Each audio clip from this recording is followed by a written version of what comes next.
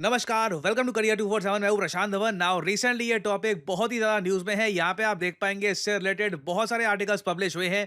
Donald Trump's travel ban ये फिर से लागू हो सकता है और इस बार पॉसिबिलिटी है कि पाकिस्तानीज और अफगानिस्तानीज को बिल्कुल बैन कर दिया जाए कि ये यूएसए में घुस भी नहीं पाएंगे। यहाँ पर आप देख पाओगे इस्लामाबाद को थैंक यू बोलने के बाद रिसेंटली आपको पता होगा, सिंस पाकिस्तान ने एक आतंकवादी यूएसए में भेज दिया, पाकिस्तान को ट्रंप ने थैंक यू बोला।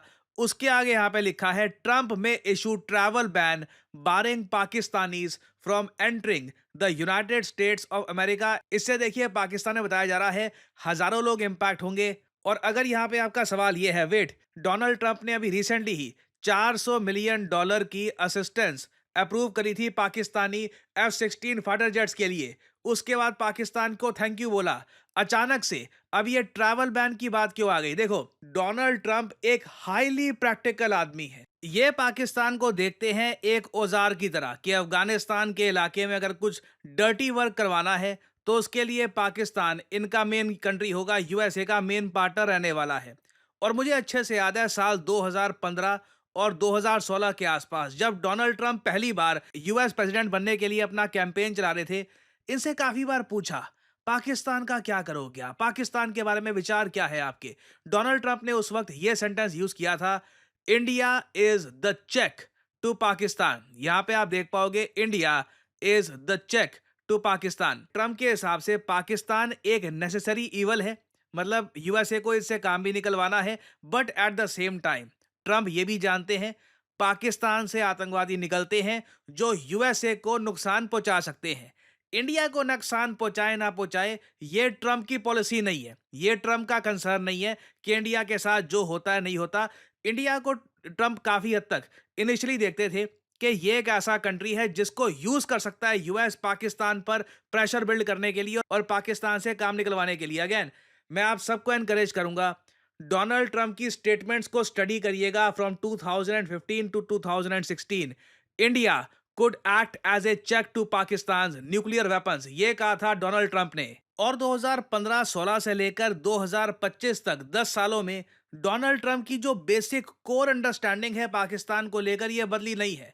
ट्रंप आज भी देखते हैं कि पाकिस्तान इंपॉर्टेंट है क्योंकि डोनाल्ड ट्रंप को बहुत सारे हथियार निकलवाने हैं अफगानिस्तान से। अफगान तालिबान ने हाल ही में वार्निंग दी है यूएसए को कि अगर जो वेपन्स यूएसए के रह गए थे, अगर यूएस वापस लेने की कोशिश करता है उस केस में तालिबान ये वेपन्स यूएस के अगेंस्ट यूज करेगा।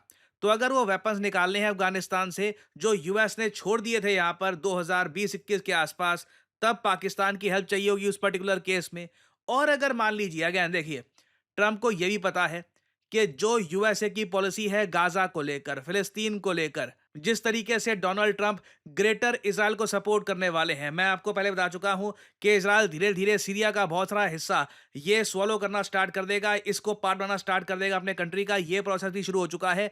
तो बहुत सारे रेडिकल एलिमेंट्स हैं अफगानिस्तान में, पाकिस्तान में, जो यूएसए को नुकसान पहुंचाना चाहेंगे। डोनाल्ड ट्रंप को अच्छे से पता है कि अगर मान लो कल को यूएसए पे अटैक होता है ना, तो वो मोस्ट प्रॉब्ली इसी रीजन से होगा। रीजन बहुत ही सिंपल है। एक तो इस रीजन से, अफगानिस्तान पाकिस्तान के रीजन से बहुत सारे ट्रैवलर्स हजारों की संख्या में ये जाते हैं यूएसए में और काफी बार इनको स्क्रीन कर पाना टू द लास्ट पॉइंट ये मुश्किल हो जाता है। और इसलिए ट्रंप ने फैसला ये किया है कि ये पाकिस्तान को मिलियंस जो भी इनको चाहिए ये प्रोवाइड करते रहेंगे। बीच बीच में थैंक यू भी बोल देंगे इनकी गवर्नमेंट को ताकि गवर्नमेंट स्टेबलाइज रहे।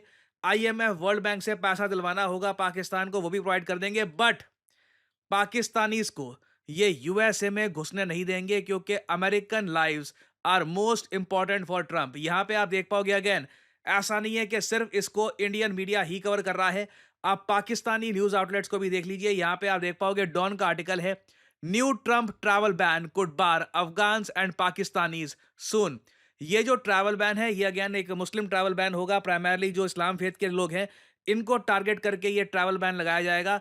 ट्रंप ये अपनी पहली टर्म में कर चुके हैं, जब 2017 से लेकर 2021 तक ये प्रेसिडेंट थे। ट्रंप ने प्राइमरली जो अफ्रीकन कंट्रीज हैं उनको टारगेट किया था, बट इस बार माना जा रहा है कि पाकिस्तान का नाम आ सकता है इस लिस्ट में। ऑब्वियसली पाकिस्तान की सरकार पूरी कोशिश करेगी कि पाकिस्तानी इसका नाम ना डाला जाए इस लिस्ट में, क्योंकि अगर ऐसा होता है तो पाकिस्तान का पासपोर्ट जो ऑलरेडी दुनिया का वन ऑफ द वर्स्ट माना जाता है, बिल्कुल उसकी वैल्यू खराब हो जाएगी। उल्टा वो एक लायबिलिटी बन जाएगा। किसी के पास पाकिस्तानी पासपोर्ट होगा तो वो बस अपने को उससे दूर करने की कोशिश करेगा, क्योंकि उस पासपोर्ट के साथ कभी भी यूएस में उसकी एंट्री नहीं हो पाएगी। सो अगेन, ये एक ऐसा टॉपिक है जिस पर मैसिव डेवलपमेंट्स होनी बाकी है। और अगर यहाँ पे आप सोच रहे हैं डोनाल्ड ट्रंप इतने प्रैक्टिकल हो सकते हैं कि एक तरफ एक कंट्री को थैंक यू भी बोल दिया, दूसरी तरफ ये भी तैयारी कर दी कि इनके सिटीजन्स को मैं बैन कर दूंगा अपने देश में, तो हाँ, इसका आंसर बिल्कुल सही है।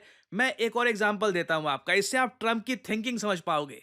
यूएसए की कैपिटल क्या है? आप कहेंगे वॉशिंगटन डीसी। वॉशिंगटन डीसी के बारे में मैं आपको ये बता दूं, यहाँ पर होमलेसनेस बहुत बढ़ रही है। गरीब लोग बढ़ रहे हैं, घर नहीं है रहने को, कहीं पर छोटी सी जगह मिल गई, कोना मिल गया, वहां पर भीख मांगने के लिए बैठ जाते हैं। और ये चीज यूएसए की कैपिटल में बढ़ती जा रही है। Donald Trump recently Washington DC में घूम रहे थे। इनको ये देखकर इतना खराब लगा कि USA greatest country on earth, उसके भिखारी घूम रहे हैं यहाँ पे, हटाओ इन सबको। तो यहाँ पर जो मेयर है उसने बोला कि पॉसिबल नहीं है, and she openly told Donald Trump कि ये चीज़ हम रातों रात ख़त्म नहीं कर सकते। तो ट्रंप ने ये बोला है कि मैं पूरे वॉशिंगटन डीसी पे कब्जा कर लूँगा, फेडरल गवर्नमेंट के हिसाब से पूरा वॉशिंगटन डीसी चलेगा, और मैं सारे जो ये होमलेस लोग हैं ना, इनको बाहर निकाल दूंगा। मैं चाहता हूँ यूएसए का कैपिटल तो दुनिया का बेस्ट कैपिटल होना चाहिए।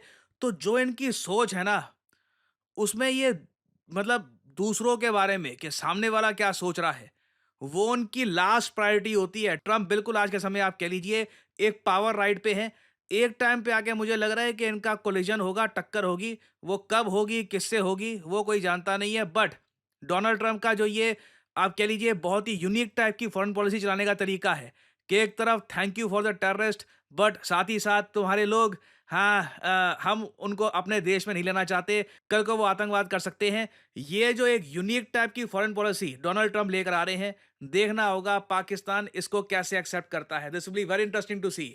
और फाइनली आप लोगों से मैं एक सवाल पूछूंगा, डिफिकल्ट क्वेश्चन है, मुझे पता नहीं कितने लोग इसको अटेम्प्ट करेंगे, मगर रिसेंटली फीफा ने अनाउंस कर दिया है कि 2026 फुटबॉल वर्ल्ड कप में 3 देशों को ये बैन करके रखेंगे। आपको बताना है वो 3 देश कौन से हैं। Option A Ukraine, Russia, Brazil. Option B Pakistan, Russia, Congo. Option C Russia, Italy, Japan. या फिर option D South Africa, Syria and China. Comment section में करिए उत्तर। जो लोग देंगे सही आंसर उनकी कमेंट को मैं दे दूंगा हार्ट, ताकि बाकी लोग समझ पाए कि सही उत्तर क्या है। नाउ देखिए, अगर हम बात करें न्यू एज जॉब्स की, तो आपने एक बात नोट करी होगी, चाहे आप naukri.com पे चले जाइए, कहीं भी चले जाइए, आपको एक चीज दिखेगी कि कॉन्स्टेंटली लोग, बैंक्स, वेरियस ऑर्गेनाइजेशंस, सब लोगों को डेटा एनालिस्ट चाहिए। तो आप अगर ग्रेजुएशन कर चुके हैं, समझ नहीं आ रहा आप करियर में आगे क्या करूं, क्या मैं करूं जिससे मेरी पहली जॉब लग जाए, वर्क एक्सपीरियंस मुझको यहां पर मिले, and I can finally kick start my career, data analytics can be a great option for you. आपको करना सिंपली क्या है, कमेंट सेक्शन में जाइए, यहाँ पे आपको लिंक मिल जाएगा, इस लिंक पर करिए क्लिक। और अगेन देखिए, करियर 247 का जो डेटा एनालिटिक्स का कोर्स है, ये मार्केट में किसी और कोर्स है, क्योंकि मुझे ये बोलना पड़ेगा मार्केट में, क्योंकि आज के समय ऐसे कोर्सेज हार्वर्ड से लेकर आईबीएम से लेकर, I mean globally data analytics is the new age job. तो बहुत सारे जो दुनिया भर में इंस्टीट्यूट्स हैं ऐसे कोर्सेज ऑफर कर रहे हैं। करियर 247 का कोर्स स्पेशल यहाँ पर इसलिए है क्योंकि पहली बात तो यहाँ पे आपको मिलती है लाइव क्लासेस। बाकी कोर्सेज में क्या होगा, प्री रिकॉर्डेड लेक्चर आपको मिल जाएंगे, टूल्स मिल जाएंगे, और आपको बोल देंगे कि जाओ ये यहाँ पे एसक्यूएल, एक्सेल, पांडास, ये सब चीज़ें जो हैं खुद अपने आप सीखो। करियर 247 आपको देता है live classes, 260 hours of live classes. और सिंस हम लाइव क्लासेस दे रहे हैं, ऐसा नहीं है कि हम अनलिमिटेड बच्चों को एनरोल कर सकते हैं। हमारे यहाँ बैचेस बनते हैं, 100 सीट्स होती हैं उसमें एट मैक्स, उससे ज़्यादा बच्चों को हम एक बैच में नहीं डालते। तो अभी देखिए हमारा नया batch, fresh batch from class 1 start होने वाला है 8 मार्च 2025 से। एक बहुत अच्छा मौका है आपके पास अपना करियर स्टार्ट करने का एज ए डेटा एनालिस्ट। आपको सिंपली क्या करना है, इस वीडियो के यहाँ पे कमेंट सेक्शन में जाओ, यहाँ पे लिंक पर क्लिक करो, अपना नाम, ईमेल आईडी, नंबर, और यहाँ पे डिस्काउंट कोड आपसे मांगेंगे, यहाँ पे PG10 डाल देना, नहीं तो बाद में आपसे ज़्यादा पैसे चार्ज किए जाएंगे इस कोर्स के लिए। Make sure to add the discount code PG10। और करियर 247 के कंसल्टेंट की तरफ से आपको कॉल आएगा, आप उनसे सवाल पूछ सकते हैं कि किस तरीके से अपना करियर आप स्टार्ट कर सकते हैं as a data analyst. So इसी नोट के साथ यह है वीडियो का अंत। Thank you for listening, and as I always say, may the gods watch over you.